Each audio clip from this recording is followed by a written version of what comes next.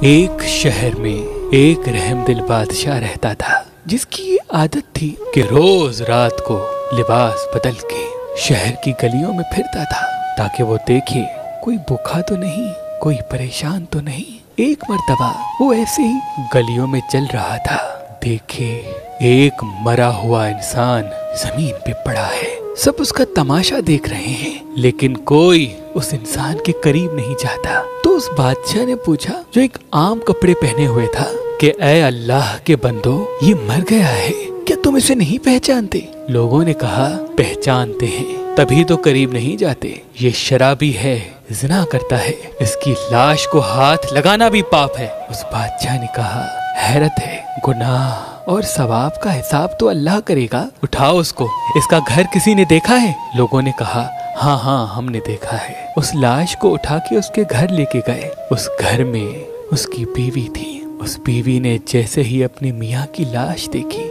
زار و قطار رونے لگی اور رو رو کے کہا، میں نے اپنی پوری زندگی میں ایسا عظیم انسان، ایسا نیک انسان نہیں دیکھا۔ تو اس بادشاہ نے کہا کہ تمہارا میاں نیک تھا؟ شہر والے تو کہہ رہے ہیں کہ وہ زانی اور شرابی تھا۔ تو اس بیوی نے رو کے کہا، میرا میاں صبح سے لے کے شام تک محنت کر کے کماتا تھا، لیکن جب رات ہوتی تھی تو شراب خانے میں جا کر شراب لیتا تھا اور اس شراب کو گندے نالے میں پھینک دیتا تھا اور کہتا تھا کہ میں نے مسلمانوں کے کندھوں سے، نوجوانوں کے سر سے تھوڑا سا گناہ کم کر دیا۔ اور پھر جہاں عورتیں اپنا جسم بیچتی ہیں وہاں جاتا تھا اور ایک عورت کو ایک رات کی اجرت دے کے یہ کہہ کے واپس آ جاتا تھا کہ اپنا دروازہ بند کر لے تاکہ کوئی انسان تمہارے پاس گناہ کے لیے نہ آئے۔ اور گھر آ کے کہتا تھا کہ میں نے کم سے کم تھوڑا سا بوجھ نوجوانوں کے کندھوں سے گناہ کا کم کیا۔